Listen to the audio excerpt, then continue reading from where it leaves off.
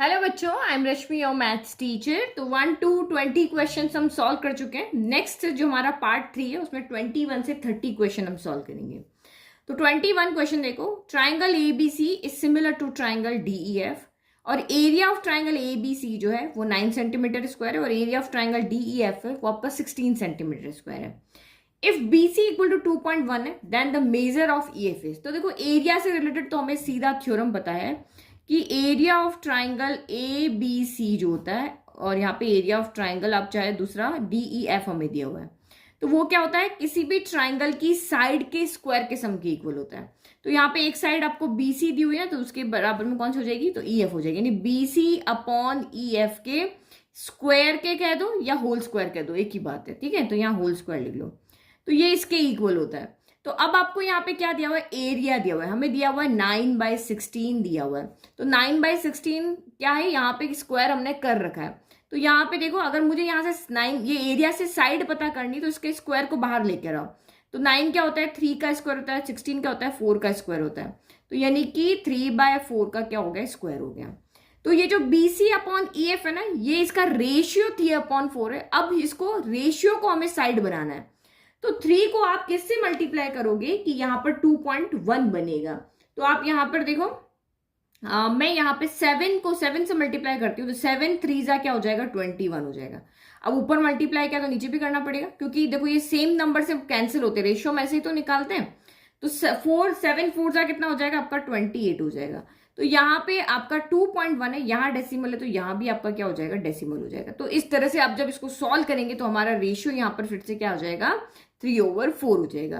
तो यानी अगर BC 2.1 है तो आपकी EF कितनी हो जाएगी, यहाँ पर 2.8 हो जाएगी। समझ में आ गया।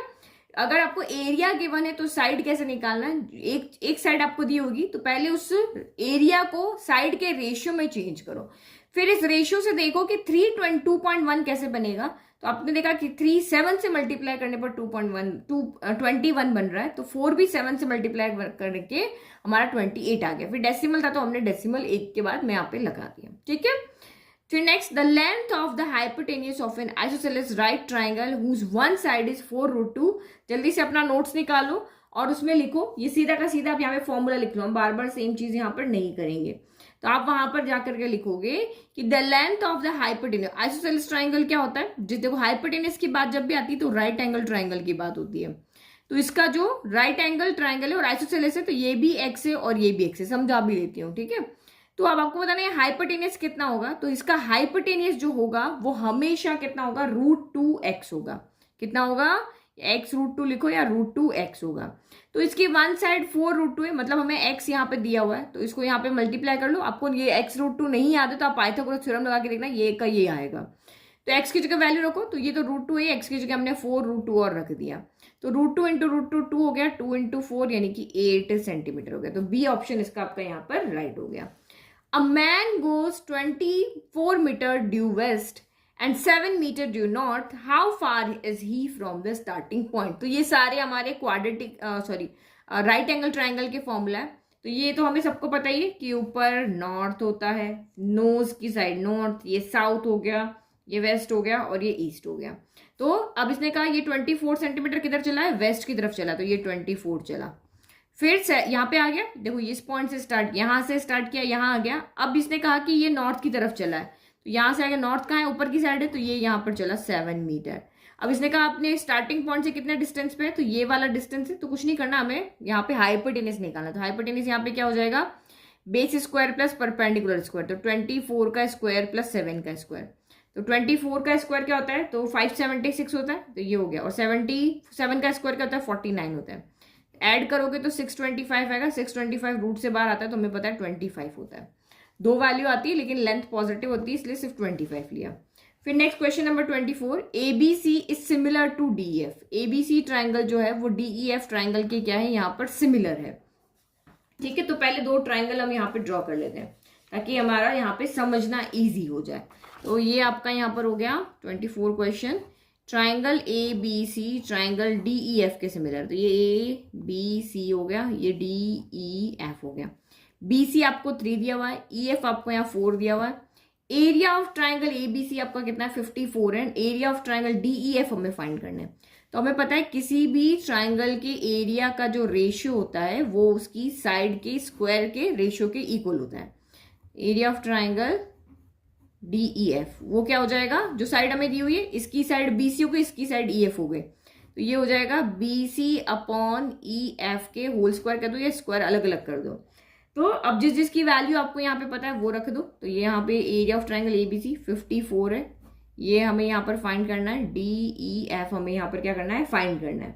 तो अब यहाँ पे क्या करना पड़ेगा, BC कितना है, तो BC 3/4 का स्क्वायर हो गया, तो ये आपका यहाँ पर हो गया 3/4 का स्क्वायर हो गया। अब हमें ये चाहिए ना, तो इसको इधर भेज देते हैं, इसको उधर भेज देते हैं।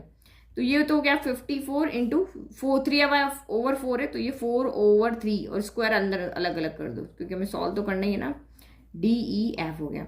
3 का स्क्वायर क्या होता है, 9 होता है, 9 के टेबल में 54 आता है ना, कितनी बार आता है, 6 टाइम, तो 4 स्क्वायर 16 हो गया, 16 इंटू 6 आपका कितना हो गया, 96 हो गया। तो 96 सेंटीमीटर स्क्वायर आपका यहाँ पर एरिया हो गया। सिंपली हमने सॉल्व कर लिया।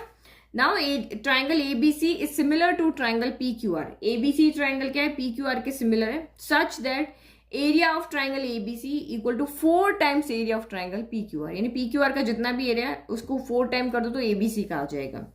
If BC equal to 12 centimetre है तो QR कितना होगा, ये अभी हमने जो फर्स्ट क्वेश्चन किया बिल्कुल वैसा ही है। वैसा कैसे, तो यहाँ पे देखो, इसी से हम यहाँ पे सॉल्व करते हैं। देखो एरिया ऑफ ट्राइंगल ABC, हमें पता है कि दोनों ट्राइंगल अगर सिमिलर है तो उनके एरिया का जो रेशियो होगा, इससे क्या कंक्लूजन निकाला, एरिया इधर चला गया तो यहाँ पर सिर्फ 4 बच गए, तो हम 4/1 लिख सकते हैं। तो एरिया का रेशियो क्या आ रहा है, 4/1 आ रहा है, तो साइड का कितना आएगा, 4 को हम 2 स्क्वायर लिख सकते हैं और 1 को 1 स्क्वायर लिख सकते हैं।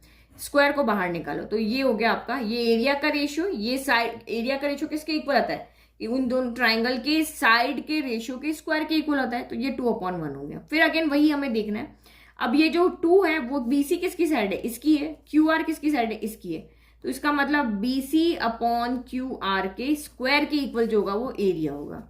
तो BC आपको यहाँ पे क्या दिया हुआ है, 12 दिया हुआ है, तो QR कितना होगा, तो 2 को किससे मल्टीप्लाई करके आपका BC आता है, तो 6 से मल्टीप्लाई करने पर हमारा 6 इंटू 2 12 हो जाएगा, तो भाई इसको भी 6 से मल्टीप्लाई करो तो QR आपका यहाँ पर कितना हो जाएगा, 6 हो जाएगा। बिल्कुल वही पहले जैसा ही क्वेश्चन है ना, तो इसका आंसर आपका यहाँ पर कितना हो जाएगा, तो इसका आंसर आपका यहाँ पे हो जाएगा ऑप्शन C, क्योंकि अगर इसको 12 बनना है, इस 2 को अगर 12 बनना है तो 1 को 6 करना बनना पड़ेगा, तभी 6 से 12 कैंसिल होगा, तो ये रेशियो फिर से 2/1 आएगा। फिर नेक्स्ट आप यहाँ पे देखो 26 आपका।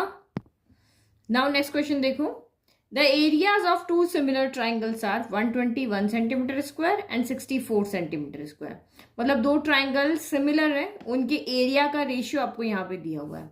If the median of the first triangle is 12.1 centimeter, then the corresponding median of the other triangle। अपने नोट्स निकालो और उसमें लिखो कि अगर कोई भी 2 ट्राइंगल है वो सिमिलर है, ठीक है, और अगर आपको उनके 2 ट्राइंगल सिमिलर है तो उनके एरिया का रेशियो क्या होता है, उनके दोनों ट्राइंगल के एरिया का रेशियो जो होता है वो साइड के स्क्वायर के इक्वल होता है।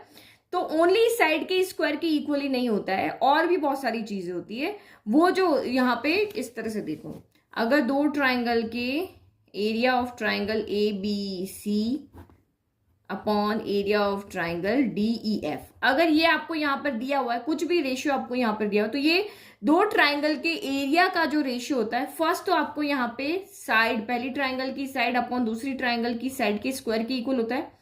फिर अब आप जो भी यहाँ पे ट्राइंगल के अंदर एल्टीट्यूड ड्रॉ करते हो, इस ट्राइंगल में अगर AD ड्रॉ कर रहे हो, इसमें अगर आप EG ड्रॉ कर रहे हो, तो उनके एल्टीट्यूड के, यानी कि पहले ट्राइंगल का एल्टीट्यूड डिवाइड बाय दूसरे ट्राइंगल के एल्टीट्यूड, ये सारे आप पॉइंट्स वहां पे लिख दो, के स्क्वायर के भी इक्वल होता है। फिर पहले ट्राइंगल के मीडियन, जो भी मीडियन आएगा दूसरे ट्राइंगल के मीडियन के भी स्क्वायर के इक्वल होता है। और अगर आप यहाँ पे एंगल बाइसेक्टर ड्रॉ कर रहे हो उस किसी सेगमेंट का, the square of the corresponding angle bisector segment, तो उसके भी वो इक्वल होता है। तो 4 चीज यहाँ पे याद रखने की, अगर 2 ट्राइंगल सिमिलर है तो उनके एरिया का रेशियो किस किस के इक्वल होता है, तो साइड के रेशियो के स्क्वायर के इक्वल होता है, एल्टीट्यूड के रेशियो के स्क्वायर के इक्वल होता है, मीडियन जो होगा तो मीडियन के रेशियो के स्क्वायर के इक्वल होगा, और लास्ट वाला है the square of the corresponding angle bisector segment. Angle bisector जो भी आप ड्रॉ कर रहे हो, तो जिस भी सेगमेंट में उनको डिवाइड कर रहे हैं उनके रेशियो के स्क्वायर के भी इक्वल होता है। तो अभी हमें यहाँ पे मीडियन की बात बोलिए तो देखो इस वाले ट्राइंगल का एरिया में दिया हुआ है 121, इस वाले ट्राइंगल का एरिया में दिया हुआ है 64 और एक मीडियन हमें 12.1 यहाँ पे दिया हुआ है। तो हमें पता है ये 64 दिया है और मीडियन के रेशियो के स्क्वायर के इक्वल होता है। एक मीडियन हमें यहाँ पर दिया हुआ है, आपका कितना दिया हुआ है 12.1 हमें दिया हुआ है और एक का हमें यहाँ पर फाइंड करना है। तो बस अब इसको सॉल्व कर लो, एक्स की वैल्यू निकालो तो ये आ जाएगा। तो ये चीज आपको पता है तभी आप इस क्वेश्चन को इजी वे में सॉल्व करके बताओगे। तो कैसे सॉल्व करें, देखो स्क्वायर है ना, इधर इधर भी स्क्वायर लिखते हैं। तो ये 11 का स्क्वायर होता है, ये 8 का स्क्वायर होता है, तो हमने होल स्क्वायर कर दिया और ये 12.1 अपॉन एक्स का स्क्वायर हो गया। तो स्क्वायर से स्क्वायर कैंसिल हो गया। अब हमें एक्स की वैल्यू चाहिए तो एक्स को उधर लेके चले जाओ, तो एक्स इधर आ गया और बाकी उधर वाले नंबर इधर लाओ, तो डिनोमिनेटर न्यूमरेटर में चला जाएगा और न्यूमरेटर डिनोमिनेटर में आ जाएगा। तो डेसिमल हटाया, डिवाइड में आपका 10 आ गया, 11 से कैंसिल होगा ये आपका 11 टाइम।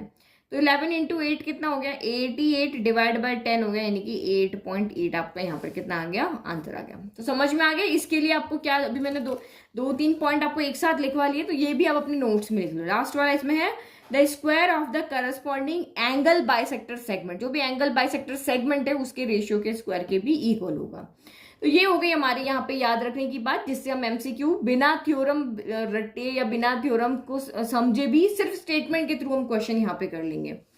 फिर next, in an equilateral triangle ABC if AD perpendicular BC है देन एडी स्क्वायर किसके इक्वल होगा। तो ये तो अभी हमारा इससे पहले ही क्वेश्चन आया था, इससे पहले अभी हमने किया था ना 11 से, ये पार्ट 2 में ये दो क्वेश्चन आपके सेम यहाँ पर रिपीट हो गए।